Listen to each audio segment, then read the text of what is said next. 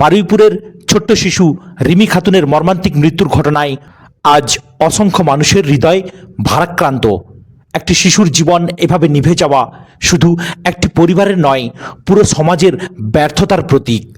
আজ আমি কোনো রাজনৈতিক আলোচনা করব না, কোনো দল বা ব্যক্তিকে নিয়ে বিতর্কও করব না। আজ আমরা নিজেদের দিকে তাকাবো, কারণ একটি ঘটনা ঘটে যাওয়ার পর শুধু কান্না করলেই হবে না।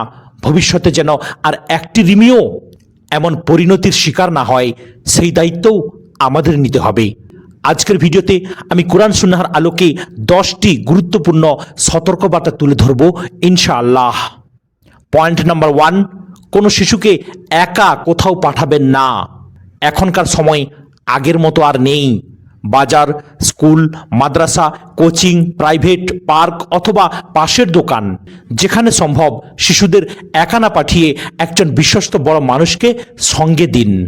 একটু কষ্ট হবে, কিন্তু সেই কষ্ট হাজার কান্নার চেয়ে অনেক ছোট।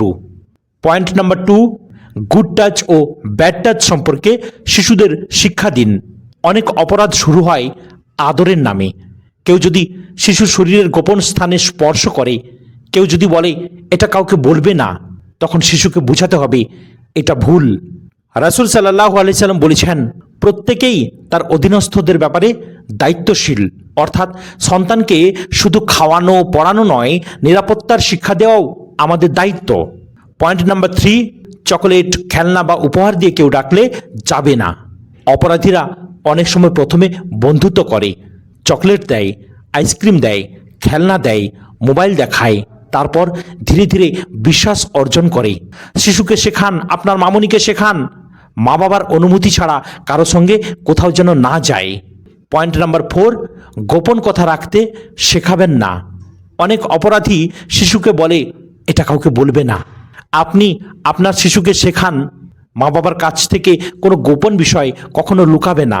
সে যেই হোক না কেন, আত্মীয়, প্রতিবেশী, শিক্ষক অথবা পরিচিত কেউ যেই হোক না কেন, অস্বস্তিকর কিছু ঘটলে সঙ্গে সঙ্গে সে যেন এসে বলে দেয়।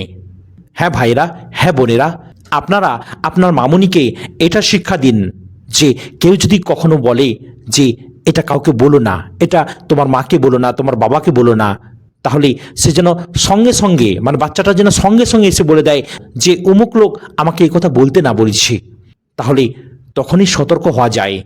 পয়েন্ট নাম্বার 5, মেয়েদের পাশাপাশি ছেলেদেরও চরিত্র গঠনের শিক্ষা দিন। শুধু মেয়েদের সতর্ক করলেই সমাজ নিরাপদ হবে না, ছেলেদেরও আল্লাহ ভীতি শেখাতে হবে।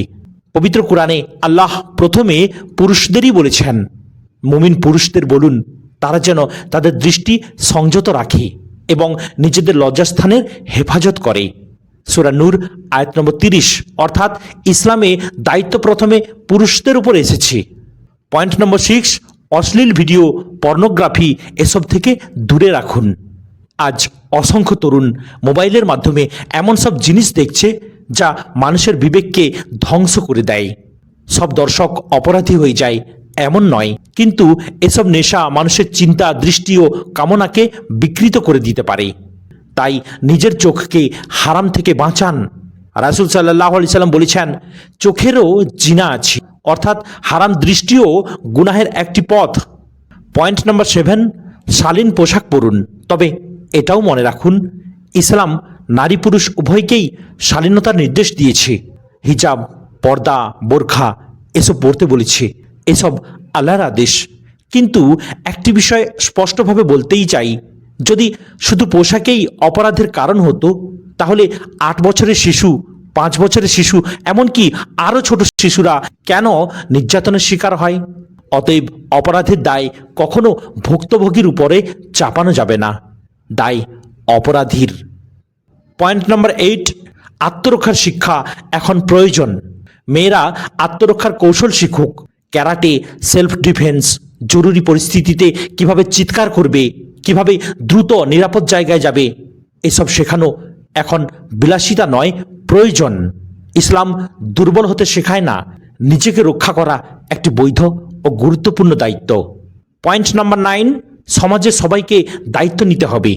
রাসূল সাল্লাল্লাহু আলাইহি সাল্লাম বলেছেন, তোমাদের কেউ যদি কোনো অন্যায় দেখে, তাহলে সে যেন তা হাত দিয়ে প্রতিরোধ করে। যদি তা না পারে, তবে মুখ দিয়ে, আর তাও যদি না পারে তাহলে অন্তরে তাকে ঘৃণা করে। এটাই ইমানের দুর্বলতম স্তর। সহিহ মুসলিমের হাদিস।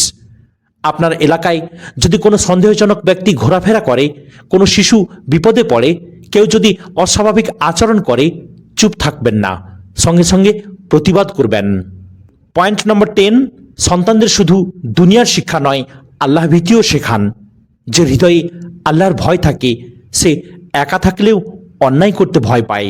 নামাজ, কোরআন, সুন্দর চরিত্র, লজ্জাশীলতা এগুলো শুধু ধর্মীয় বিষয় নয়, এগুলো সমাজকে নিরাপদ রাখার ভিত্তি। পরিশেষে বলি, আজ রিমি, গতকাল অন্য কেউ, কাল হয়তো আরেকটি পরিবার কাঁদবে। আমরা কি শুধু সোশ্যাল মিডিয়ায় পোস্ট করব, নাকি নিজেদের সন্তানদের নিরাপত্তার জন্য আজ থেকেই বদলাবো? আসুন শিশুদের সময় দিই, তাদের কথা শুনি, তাদের নিরাপত্তাকে গুরুত্ব দিই। আল্লাহ আমাদের সন্তানদের হেফাজত করুন। সমস্ত নির্যাতিত মানুষের জন্য ন্যায় বিচার সহজ করুন, আর আমাদের সমাজকে নিরাপদ, পবিত্র ও আল্লাহভীরু সমাজ হিসেবে গড়ে তোলার তৌফিক দান করুন। আমিন। প্রিয় ভাইরা, যদি ভিডিওটি ভালো লাগে তাহলে অবশ্যই শেয়ার করবেন, যাতে সমাজের সমস্ত মানুষ এগুলো জানতে পারে। শুধু মুসলিম নয়, হিন্দু, মুসলিম, খ্রিস্টান সব ক্ষেত্রেই এই সমস্ত উপদেশ প্রয়োজন। আসসালামু আলাইকুম ওয়া রাহমাতুল্লাহি ওয়া বারাকাতুহু।